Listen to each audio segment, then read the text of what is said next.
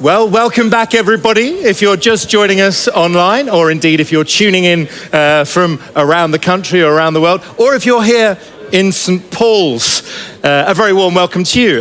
This is our first day of our summit here, and our theme is disrupt or be. We've got quite a disruptive audience here, haven't we? Let's be honest. But that is just as it should be. And in the studio, we've got 4 brilliant guests, but also joining us online. So that's our challenge, disrupt or be disrupted. Let me tell you who's here. Alexandra Wood is the founder of Alexandra Wood Bespoke. So really, it strikes me, Alexandra, the one you've been disrupting is really Savile Row. So making Savile Row fun and effortless for busy professional, and this is your word, not mine, busy professional men. Mm-hmm. You're immaculately dressed yourself. Thank you. So we'll hear how you've shaken up that sort of stuffy world, if I can say that. Amy Knight is sitting next to you, is the co-founder of Must Have Ideas. Now that is one of the UK's fastest growing e-commerce retailers. We'll hear all about it. Next to you, serial entrepreneur is Chris Kemp, the CEO and founder of Ingenuity Group. Chris, what I noticed about that is it's connecting brands with agencies, but also agencies with brands. But you've spun into events, some fantastic events, including MadFest and Mad Masters, so a whole range of things. Thank you for being with us. Mike Greene, you might recognise, a former secret millionaire, a serial entrepreneur, an investor in many companies as well, including Shazam. We like the sound of that very much, Mike. So thank you for being with us. And joining us online, streaming live into our studio, is the party man himself. It's James Sinclair. Can you hear us, James? I can. Hello, everyone in London. Well, welcome. James is the founder of Partyman Group. So that now spans soft play areas, laser arenas, day nurseries, outdoor venues. And by the way, several authors on the panel. James's books include The Experience Business and The Millionaire Clown. Please give our guests a brilliant welcome, round of applause. And I'm going to put you all on the spot now because we've been set this challenge, how to spot and seize tomorrow's opportunities. So if you only had 20 minutes to have a crack at that, Amy, I'll start with you and then we'll whiz around a bit. How would you nail that? I think not assuming you know what tomorrow's opportunities are and being entirely led by what your customers are telling you. So open to trying everything. Forget about, obviously you've got brand values, but forget about protecting this idea of your brand that you've got and being open to testing and trying anything and being led by what your customers are responding to and what people are responding to. Listening. Yeah. Love that. Right, Mike, how to spot and seize tomorrow's opportunities? Yeah, I mean, similar to that in the sense of it's about research. And the first business I ever exited, we built in America, Australia, New Zealand, 18 European countries, and it was tracking consumers. How were their tastes changing? What kind of products were they eating? Where did they shop? Why did they shop? And that research, and so many people build businesses based on their opinions or their close echo chamber of opinions, as opposed to getting out and speaking to people who are today's market and potentially tomorrow's market. Do your research. It will save you years and millions. And that's not just for startups. You were advising some of the world's best known retailers on that journey, right? Yeah, so Coca-Cola, BP, Tesco's and the like, because they constantly got to adapt and evolve. You know, if you don't adapt, you become a dinosaur, you become extinct, and things are changing. You know, even currently there's a lot of talk about AI. That's changing the way that we learn, the way that we teach, the conversation around education. I believe in 10 years, I'm a doctor of education and behavioral profiler, but in 10 years, schools will not be the same as they are. They'll be about socialization and physical health. Let's hope that. AI can teach me better than any teacher because it teaches at my pace, to my profile. Yeah. I can ask questions without feeling stupid. Often in the classroom we do. It's about that safety, It's about keeping up to date with how life and technology is changing. Well, I'm going to stick on this sort of thought starter question. Alexandra, where would you go? Yeah, I tend to absorb what my clients say. They're very proactive in telling me what they need and want, and naturally in my environment people have moved away from suits and gone into that sort of smart casual zone, so it's kind of, that is the opportunity to seize. There is AI and you can create mood boards and designs around that, but then do my clients want that? Do they want to see AI models? It's kind of blending the personalization. So yes, it's taking inspiration from those opportunities, but making sure it fits with your business and what you believe in. Yeah, and your customers at the moment, UK based? Globally. Globally, right. Okay, so we'll come back to that angle as well. Chris, I haven't forgotten you, but James, I want your starter for 10 on how to spot and seize opportunities. I think the big opportunity for us right now is understanding that we're going through a difference in demographics. So more 65-year-olds were created than 20-year-olds last year for the first time ever. And that demographics of the rise of the woofties, the well-off over 50s, is something that business owners and entrepreneurs should be thinking about, because that demographic have got more wealth and health than ever before, and copious amounts of cash. And lots of those baby boomers are exiting businesses right now, and there's terrific opportunities to go and buy businesses and take over businesses that have been around for a long time.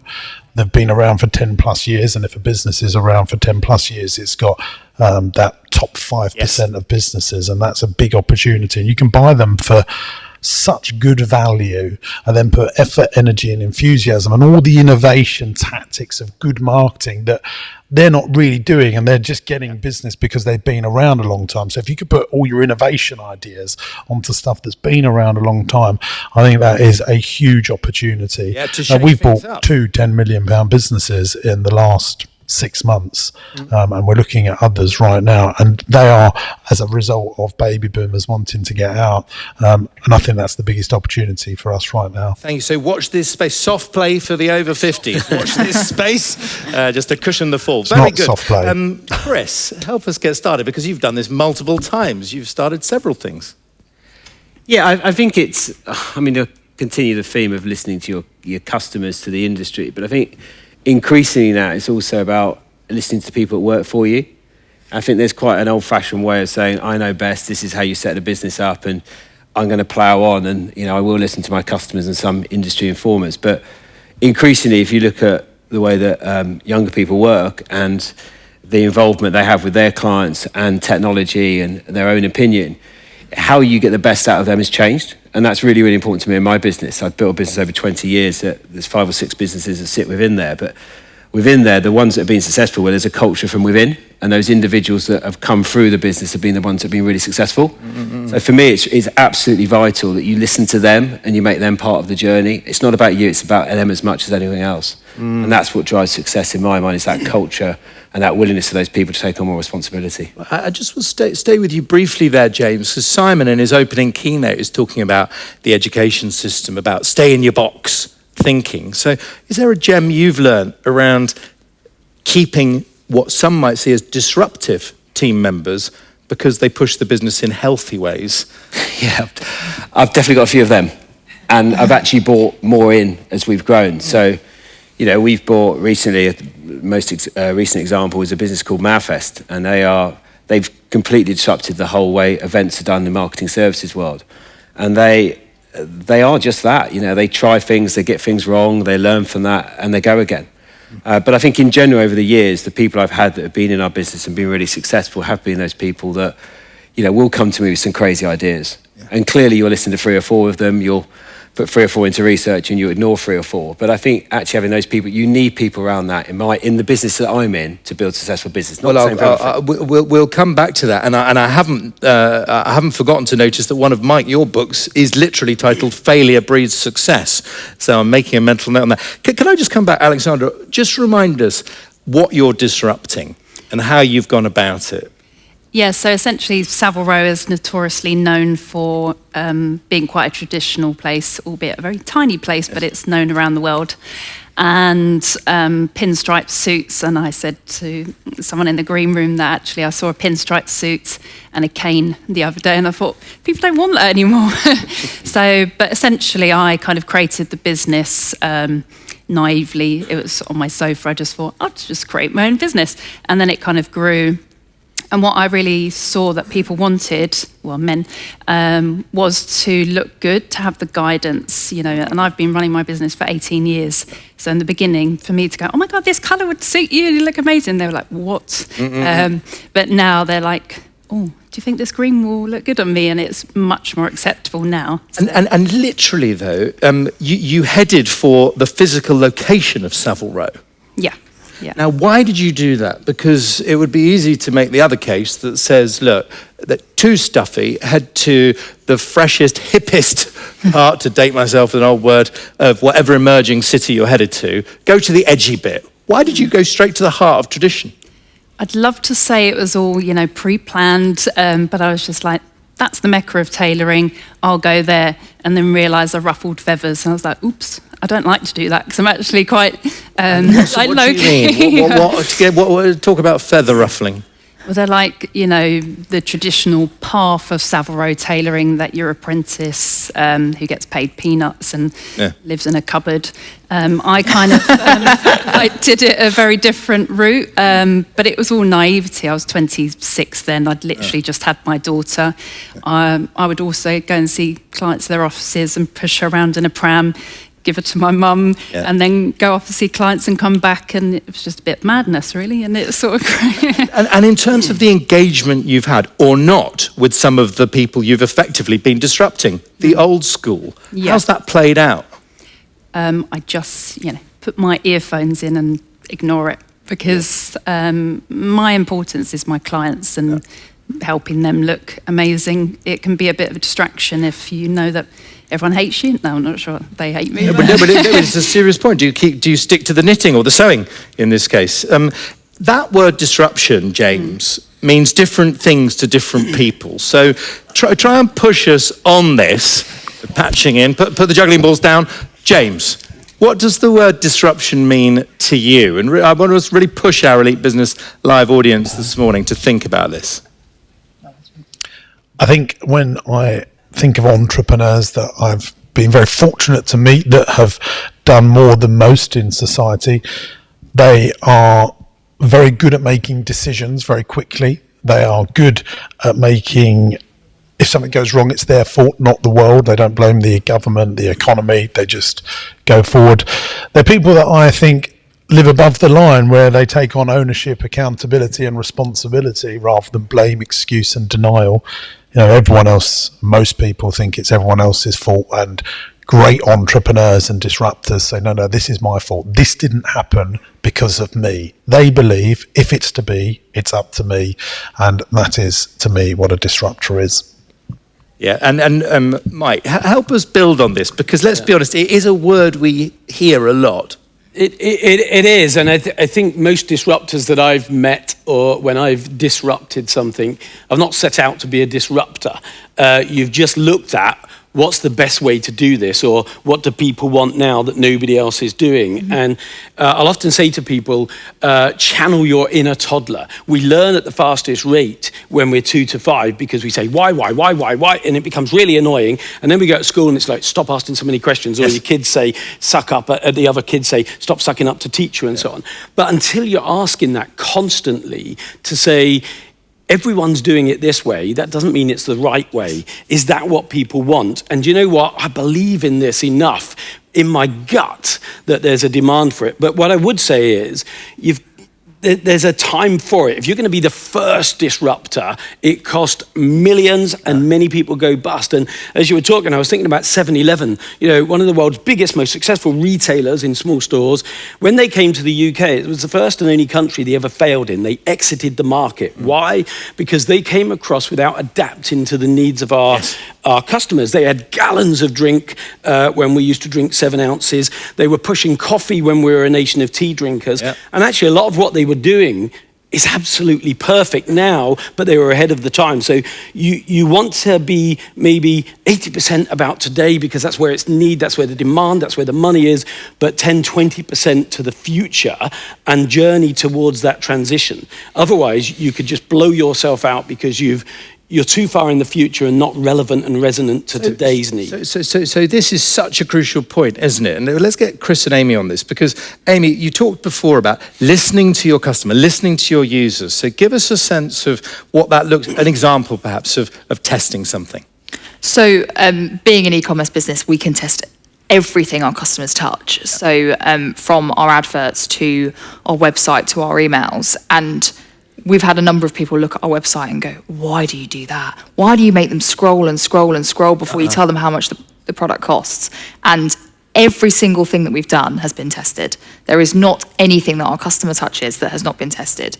And often the test that wins will be the one that we're like, oh, really didn't want that to be the one. That's not the thing that we like, but everything has been driven by data. This is fascinating. Have you got an example of that? Because there's such an insight. Do you know what? I've got an example from this week. Oh. So we use Trustpilot very heavily as our kind of review platform, and we kind of present it in multiple places on the website, and most of those have been tested, and the one that hadn't been tested was on product pages, and we had pulled out reviews from particular customers and kind of placed them on the website. Mm-hmm. And every piece of logic tells you that's going to increase conversions and more people are going to buy, because why wouldn't you buy from good reviews? And we tested removing those recently, and the test concluded this week, and more people buy when we removed those reviews. Oh, really? And we now make £1.2 million more a year in profit having removed those reviews. So I think this is such helpful stuff to get these examples, because Mike makes the point that, investing with that big splash can be very costly. It can lead to some very big mistakes. I mean, Tesco made the same mistake in the United States as well. Give us more examples, Chris, of that evolution rather than that constant iteration, but you're in a very different business.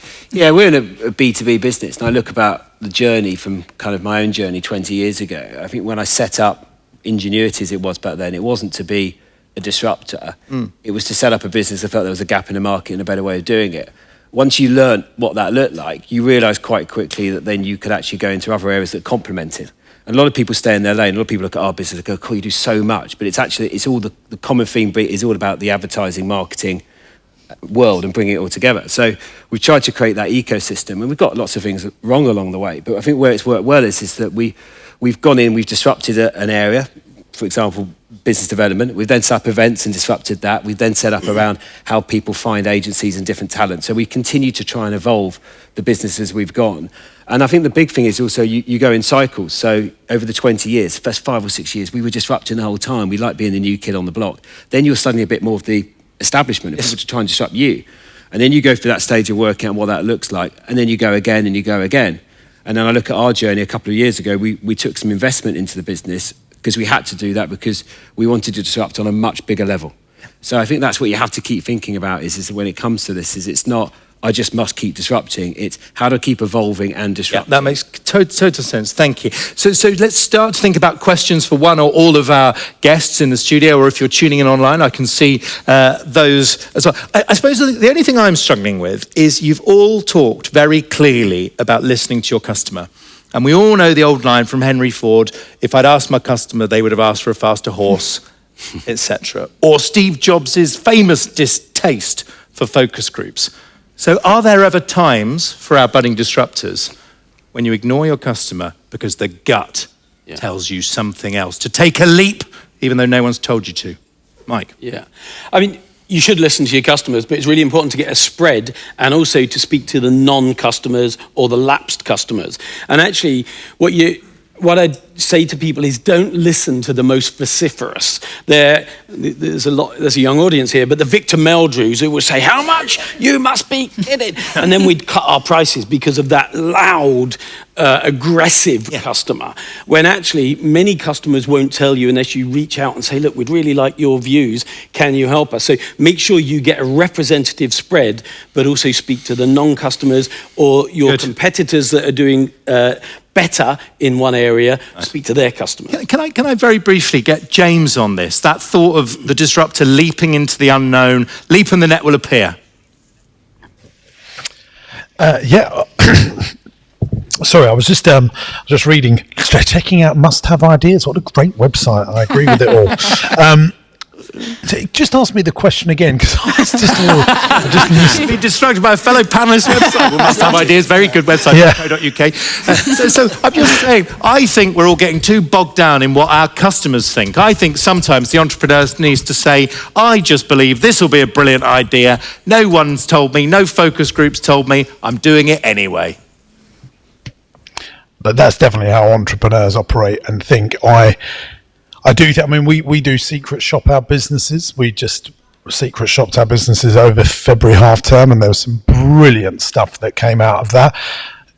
The thing is, sometimes I do worry the people that moan are, serial moaners, and you really want to get to the people that have got the back of mind thinking that don't moan. All right. Well, James, and it's a very typical listen, British if thing. you'd been listening to the conversation, you would have heard Mike Doherty said that. Yeah. We agree. No, you agree. Sorry. I'm only joking. So the back of mind thing. He He said about secret shopping as well, did he? No, he didn't. You're right. All right. Let's have some questions. If you'd have been listening, you would have heard what I said. You're absolutely right. It was a bit too secret for me. There's a question in the front row, and then we're looking around, and I'm looking online as well, and then we'll come to the second row. We're just standing by. We will wait, if that's all right, for a mic to come to you. Thank you very much. Thanks, Latifa. And then colleagues in the second row, please. Hi, thanks for that. It's really interesting, actually.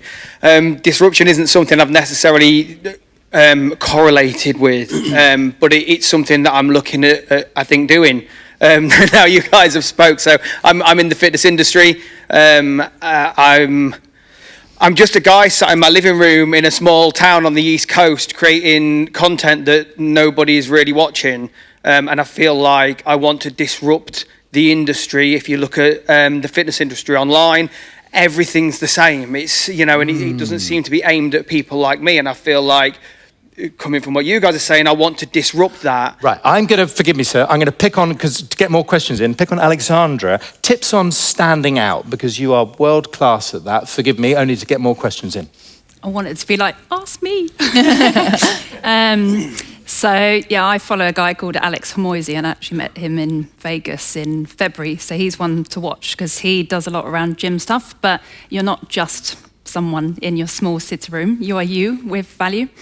But, I would think about what makes you different, what is boring. Sometimes you have to just authentically be yourself, and that is your disruption, versus write notes and seeing what they do the way you don't like, but how can you just be you? And that would be a big enough pull for anyone. Brilliant question. Thank you, Alexandra. Great answer. We'll go to the second row. James, while the mic's moving, James, at Partyman, parents, families have got so many choices. How do you stand out? I'd just love a top tip, please. Well, we run our businesses with a little phrase. One of our culture statements is you innovate or you evaporate. And so we're always looking for ways to innovate. I mean, our soft play business is the smallest part of our business. We're a bigger childcare business now. And we must make sure that we're always removing friction from customers to be able to buy from you. I think Amazon are brilliant at removing friction from customers, and we're trying to always find ways so that it's easy to do business with us. And what tends to happen is management in businesses, as you grow, try and put in friction and rules to protect the business, but you can be so protectionist that no one then wants to go and buy from you. So that's just something that I always try and work on. Thank you, James. Question in the second row. Welcome. Hello, I'm Nicole Bateman, and I run the Friendly Send Advisor and the Super Sensory Squad with my penguins to help neurodivergent kids understand their sensory systems and emotional regulation. My question is for James, and so I'm a provider of training to children's activity providers and visitor attractions that families meet to make sure that they are inclusive. There's quite a lot of people obviously in that space and doing that. How do you stand out and approach businesses like yourself and others to show that you're different and that you're ready to make that impact and disrupt? Great. James, hopefully you caught that.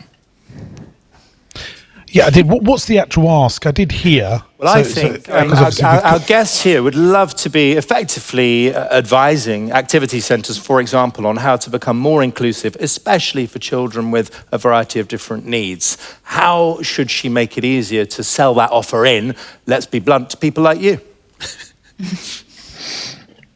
Well, I think you need to focus on the niche companies that do that very well. So holiday cottages that focus on those customers.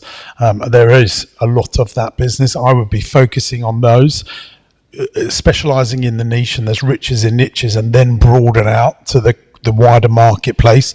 I mean, I would be using Google Ads absolutely for something like that. I would be using direct mail to send letters out, and I'd be making some really well thought out videos and articles that would drive SEO back to our website. I own a company called Interaction. We do all the training for Centre Parks, Haven Holidays, nearly every holiday park in the country, and we've got 27 colleagues in that business that specialise in training in those areas. What I will do for you is I will put you in with the director of that business. Thank you, that's kind. And the Elite Business Live, round of applause here in the studio for that. Thank you, James.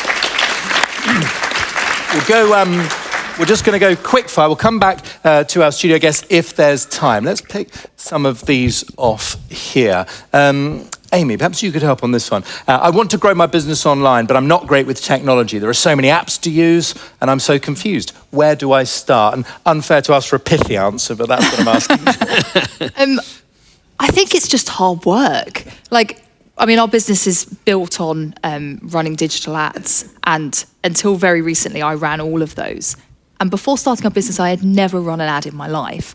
And I just sat and watched YouTube videos and read as much as I could. And it's just about research and just absorbing as much information as possible and just giving it a go, and eventually you get there. And of course, we've got some amazing supporters here at Elite Business Live. Is there a tech piece of the tech stack that you just couldn't do it without? Just give us a peek behind the scenes. If I'm honest, we ditched our entire tech stack. So we built an in-house piece of software that we're kind of constantly building on and growing that runs our entire business. So there's very little tech within our business outside. Well, we have got a panel literally about this later that Hannah's going to be chairing. Mike, well, I think one for you on this, if you don't mind. I feel so discouraged sometimes with failures in my business. How do I stay motivated and get rid of the negativity? That's a very honest question. Yeah, look, everything we've ever become good at, we fail our way to generally. So from the youngest age, learning to walk, we get up, fall down, get up, fall down, get up, fall down. Our desire to walk is so strong, and we're seeing other people do it. We want to be able to do that. So we don't think after the third time, oh, sod it, I'm going to shuffle around on my bum forever. We keep getting up. So firstly, accept that failure is a part of the journey to success, not the opposite of it. But what happens is someone fails and they just get too bogged down in that failure, or they try and go faster into it and double down, as opposed to saying, what is it I'm doing wrong? People who are doing it better, what are they doing differently, better, best that I can emulate?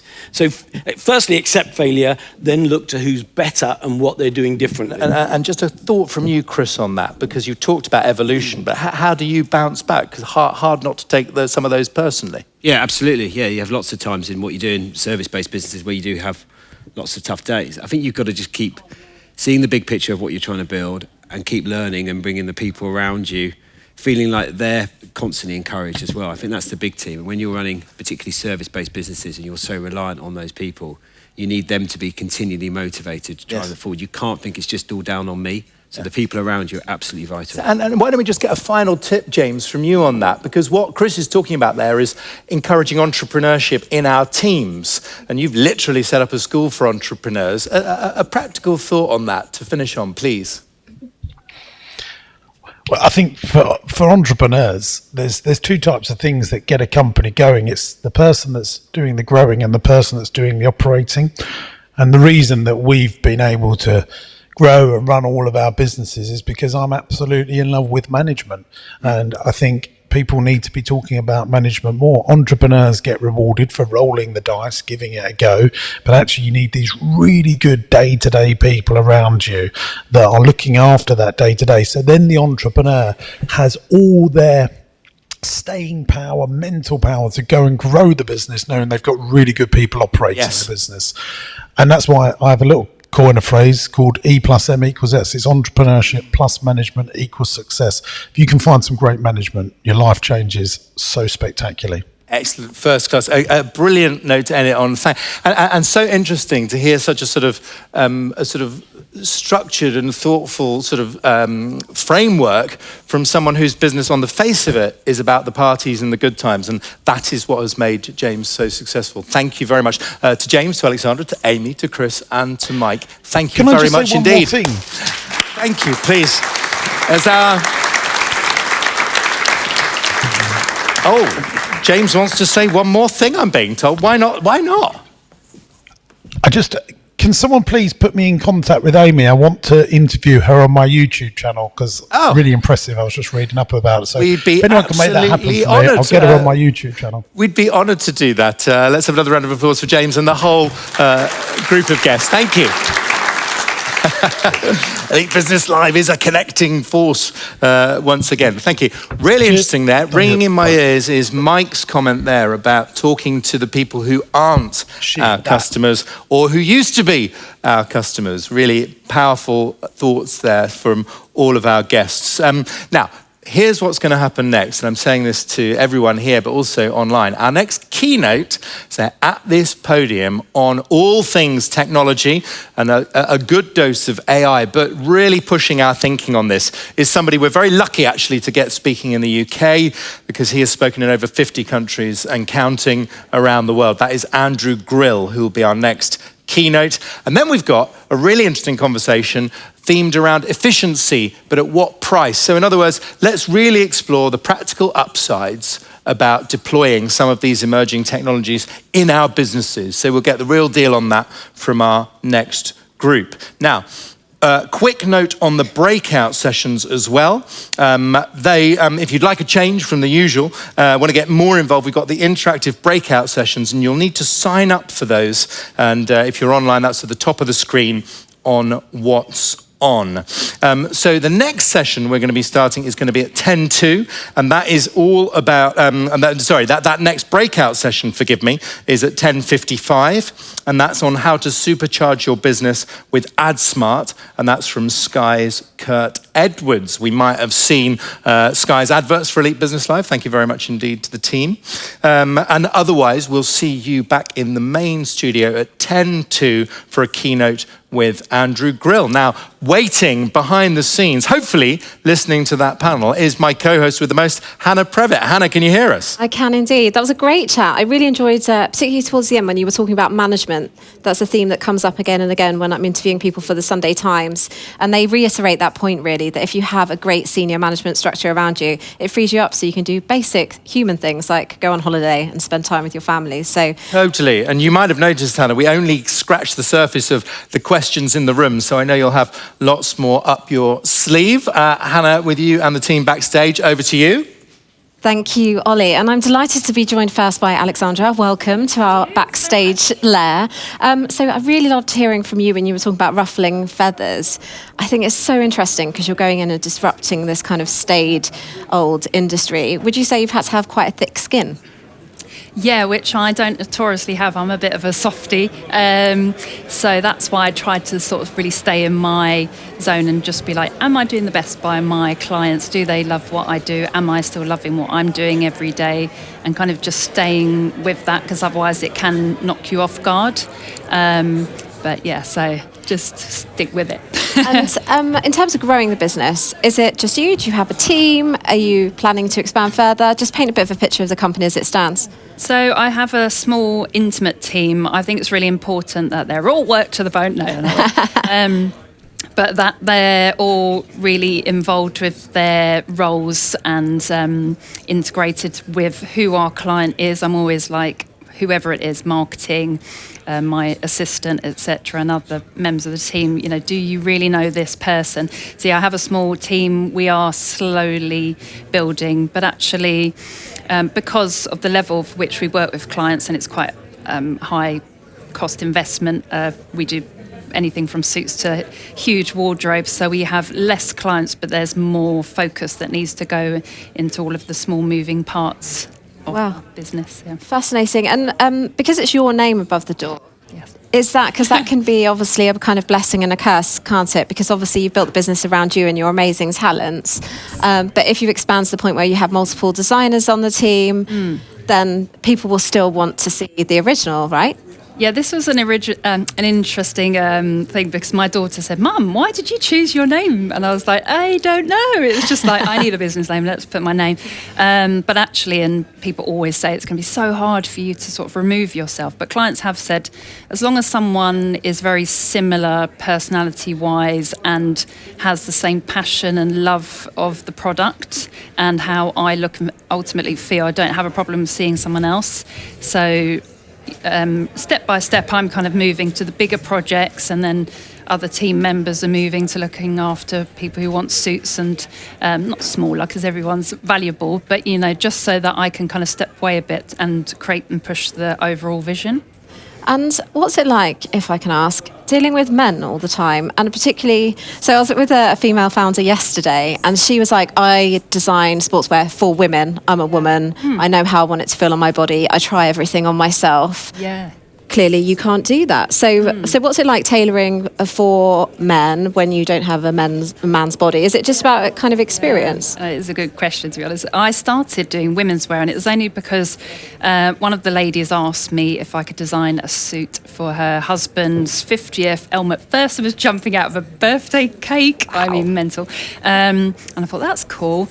And then a friend of mine said, I don't know how you did it. And I said, what? And she said, he looked all right before, but he looked so sexy after. And I thought, that's it. Ta-da! So that is my thing. I just have a vision for it. I like the crisp lines of menswear, and I felt that women's wear is very oversaturated. I didn't feel like I had my space in it, and I like the directness of working with men. And actually, they were saying, actually, I don't want a man to advise me. It feels a little bit strange. And I love that. A woman, it's like having my wife confidant. So I just found it was my space, and I loved it, and have a good rapport with men. And so just one last quick question on that. Have you ever had any really difficult customers? They're all different. No. No, they're actually amazing. I know it sounds a little bit cheesy, but I'm really lucky. My team always say, they're so nice. And I said, I don't work with people that aren't nice. I do attract lovely people. And, they're people at the top of their game. And they're coming to you in a place of vulnerability and saying, help me look good. So they better be nice. What a great note to end on. It's always good to be nice. Really great to meet you, Alexandra. Thank you so much. Thank you. If you could just pop off this way, and Amy will please come and join me on this spot here. We meet again. Hi. How are you? Good, how are you? Good to see you. Thank you so much for joining the panel today. I think we didn't talk enough about your products out there on stage, and they are very exciting products, and we've got some great anecdotes that we've talked about before for when you were coming up with the products, how you were marketing the products, how you were in baths doing shoots, and what have you. So just tell anybody who's watching at home what products it is that you sell and where the first ideas came from. So they are innovative household products, cleaning products, storage products, anything that solves a problem that our customers might have. Like if it doesn't solve a problem, it's not for us. And our first product was a silicone washing up sponge that kind of doesn't harbour bacteria. But we've got all sorts, mold removers, best vegetable peeler you'll ever use. Anything that we can put in front of people and they'll go, do you know what? I didn't even realise I had that problem, but this is going to solve it. Yeah. And let's talk about the volume, because the volume is absolutely astonishing, right? Yeah. So give us one of your best sellers and how many units you've sold of it. So one of our best sellers is probably Mold Magic, which is like mold removing gel. And I think we sold 1 million tubes of that last year. So, oh my goodness. I just got a lot of mold problems in the UK. I actually have some Mold Magic. So after we spoke last time, I bought some, and I can confirm it is excellent stuff indeed.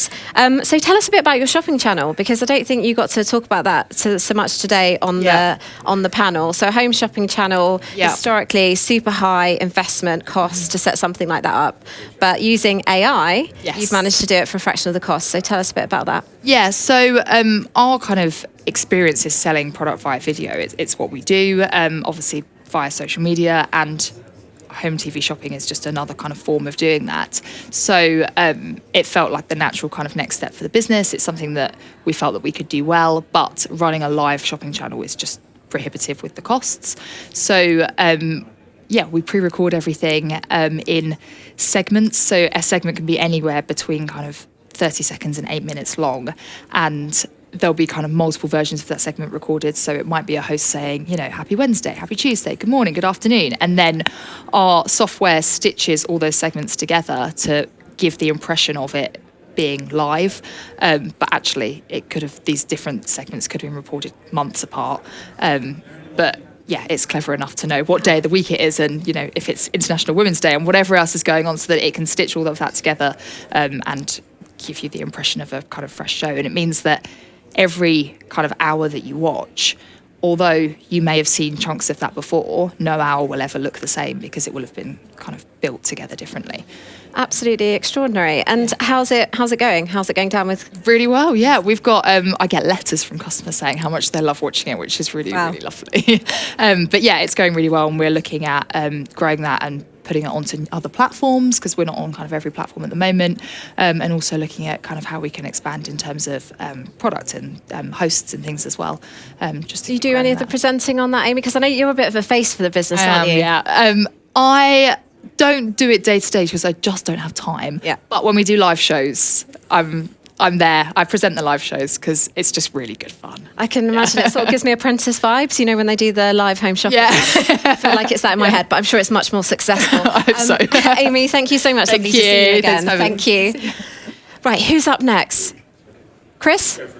Hello. Hi, how are you? Hi, come and join us on the cross. How are you? Very good. Great to hear from you earlier. So why don't we talk a little bit more about the business? How many people do you employ? About 220. 220. And so your founders and entrepreneurs and MDs are always telling me one of the biggest challenges they have is managing people, and that it's a complete nightmare. How do you manage your team successfully? It's interesting because I built Ingenuity up to about 80 people or so 2 or 3 years ago, and then took some investment into the business. And so over the last kind of 2 years, I've been on a real journey because we've acquired businesses and we've grown organically. So it's been a slightly different dynamic, because you've got businesses that you brought in from 4 or 5 people through to 50 people, actually then integrating them and still giving them the chance to run their own business because you trust them, they're brilliant, and you want them to run that, is a really kind of a learning curve that I've been going through myself, really. So I think when you're kind of 70, 80 people, it's quite easy because you know what everyone does, you know everyone's name.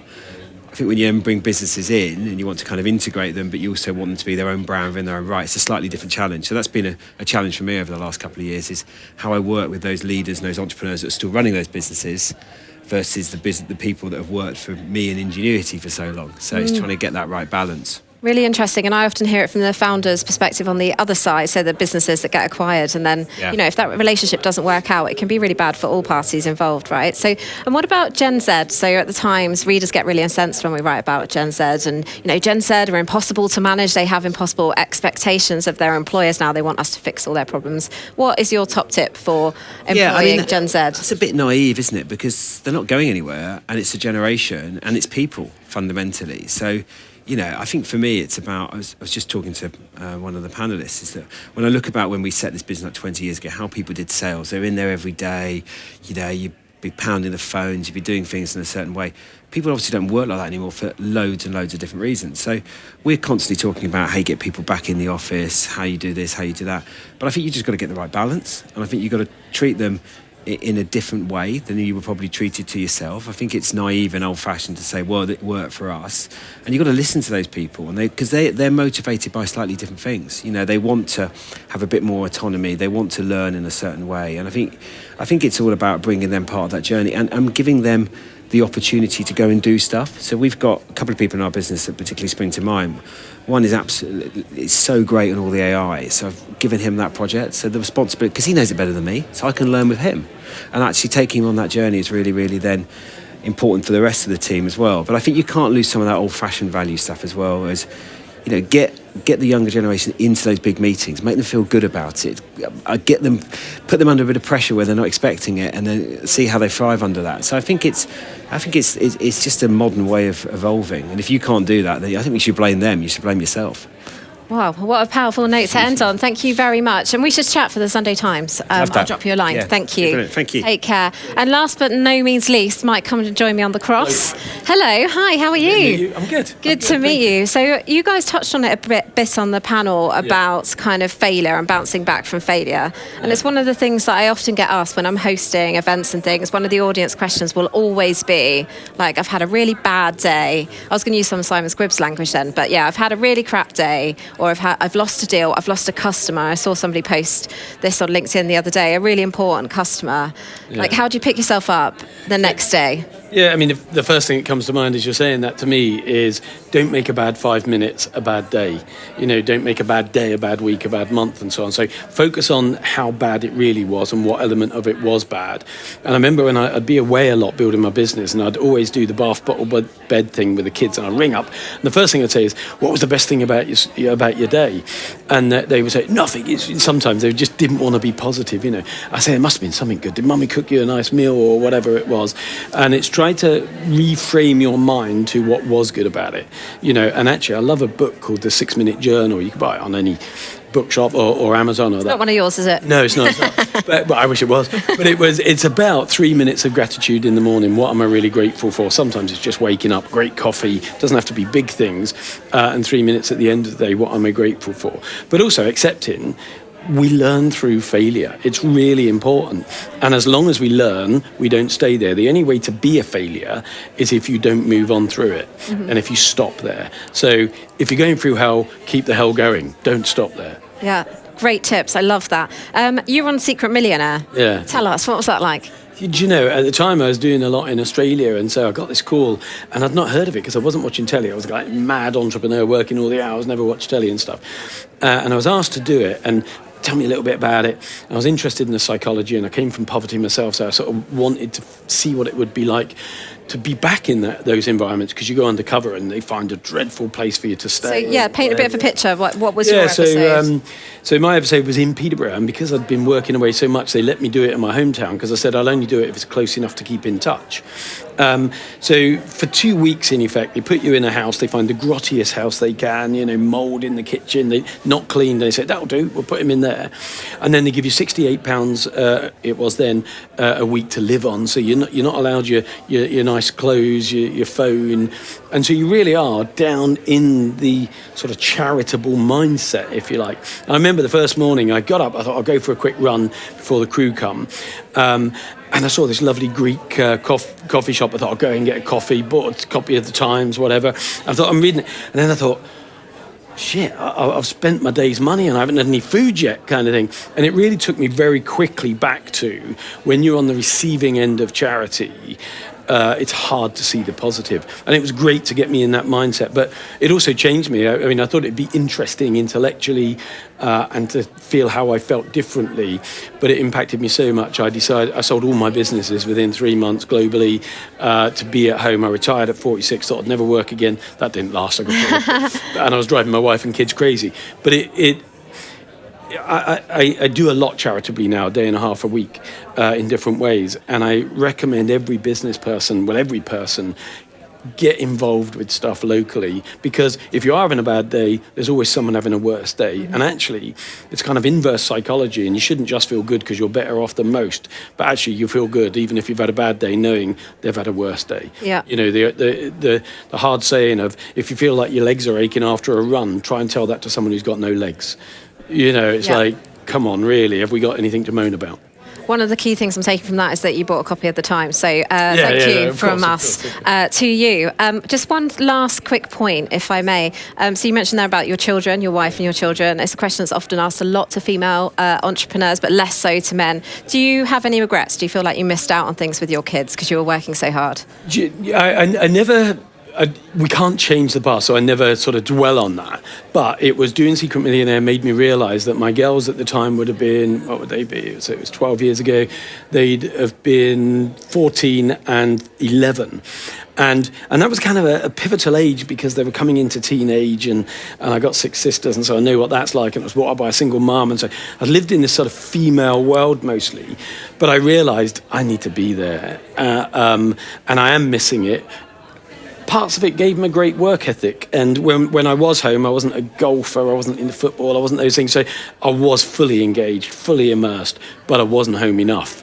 And as a behavioural profiler, one of the things I often say to people is, I know you're trying to give them a better future, and that's a great thing, but don't forget about giving them a good today as well. And if you ask people about our parents, often it's like, I lost my mum a few years ago, I would give most of what I own to spend another half an hour with her. It's spending time that is crucial.